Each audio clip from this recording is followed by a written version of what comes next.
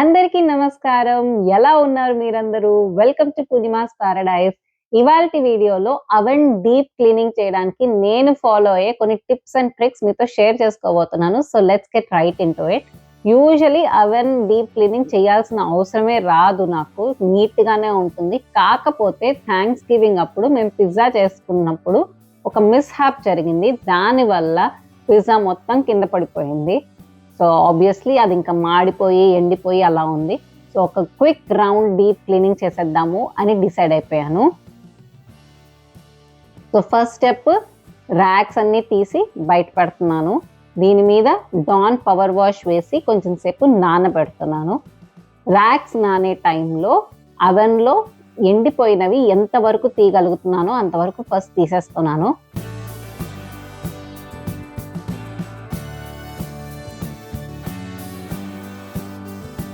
ఇలా తీసేసిన తర్వాత డాన్ పవర్ వాష్‌తో స్ప్రే చేస్తున్నాను. I highly recommend this because they claim that you use less water when you are using Dawn power wash.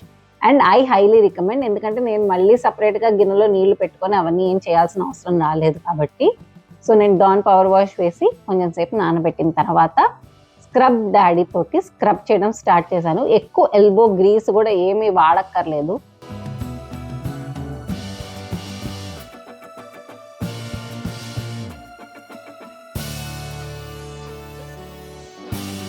చాలా ఈజీగానే మొత్తం వచ్చేస్తుంది. చూడండి మీరే.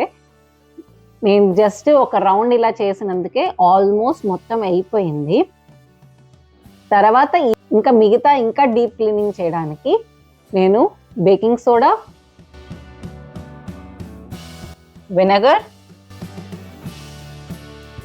ఈ 2 వేసిన తర్వాత డిష్ వాషింగ్ సోప్ కూడా వేసి, బేకింగ్ సోడా వెనిగర్ రియాక్షన్ త్వరగా ఫిజ్ అవుట్ అయిపోతుంది కాబట్టి వెంటనే ఒకసారి స్క్రబ్ చేస్తున్నాను. కానీ తర్వాత మళ్ళీ దాన్ని అలానే సోక్ చేయడానికి పెడుతున్నాను. ఇది ఇలా నానే టైంలో ర్యాక్స్ని మళ్ళీ క్లీన్ చేస్తున్నాను. ర్యాక్స్కి కూడా నేను స్క్రబ్ డాడీనే వాడుతున్నాను. స్క్రబ్ డాడీ నాకు చాలా నచ్చుతుంది. అస్సలు స్క్రాచెస్ పడవు.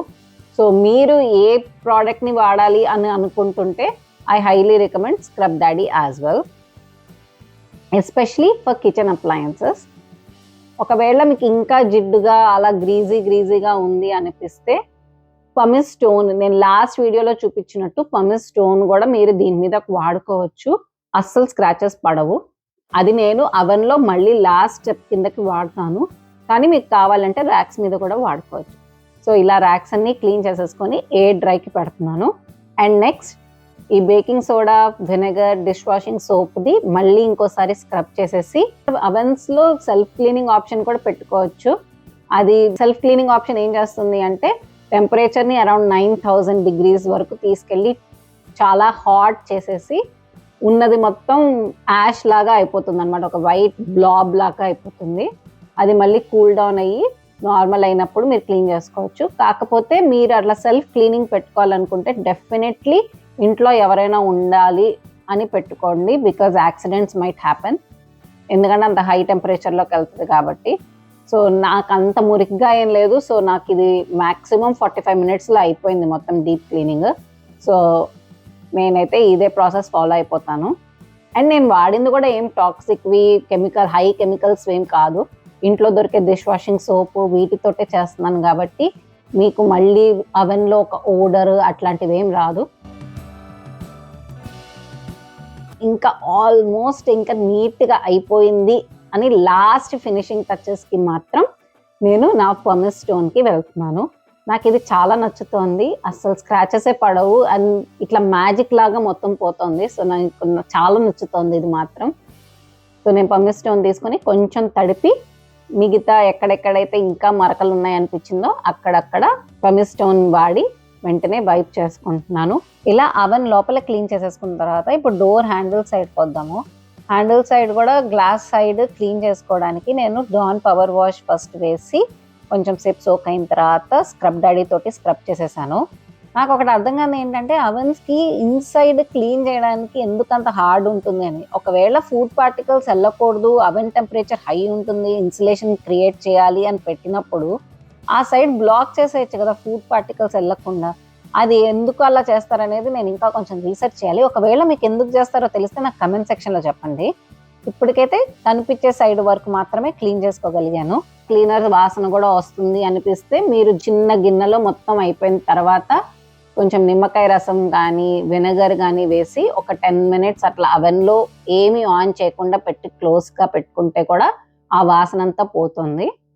ఇంకా లాస్ట్‌లో జస్ట్ ఇట్లా గ్లాస్ క్లీనర్ తోటి స్ప్రే చేసి వైప్ చేసేసుకున్నాను. బయట కూడా సేమ్ ఫాలో అయ్యాను. ముందైతే బిఫోర్ చూసేద్దాము. ఇలా ఉన్నది. ఇప్పుడు ఆఫ్టర్ చూడండి. ఇలా మారిపోయింది. I'm extremely satisfied with the way it turned out. And ఇది ప్రాసెస్ కూడా ఫస్ట్ స్టార్ట్ చేసేటప్పుడు అబ్బా! చెయ్యాలా అనిపిస్తది. కానీ నిజంగానే ఇన్‌స్టంట్ గ్రాటిఫికేషన్ వస్తదనిపిస్తుంది నాకు. సో, అందుకనే నాకు ఈ మధ్య కాలంలో కొంచెం డీప్ క్లీనింగ్ మీదనే ఎక్కువ ఎళ్తోంది ఇంట్రెస్ట్. పెట్టిన హార్డ్ వర్క్‌కి ఇమ్మీడియేట్ రిజల్ట్స్ వస్తాయనిపిస్తుంది. So, that's why I'm continuing the deep cleaning videos and I hope you enjoy it. చూసారు కదా, నేను అవన్నీ డీప్ క్లీనింగ్ చేయడానికి ఫాలో అయ్యే కొన్ని tips and tricks. I hope you find this video helpful, and if you do, please do like, share, comment and subscribe to Purnima's Paradise, and I will see you in another video. Until then, take care. Thank you. Namaste.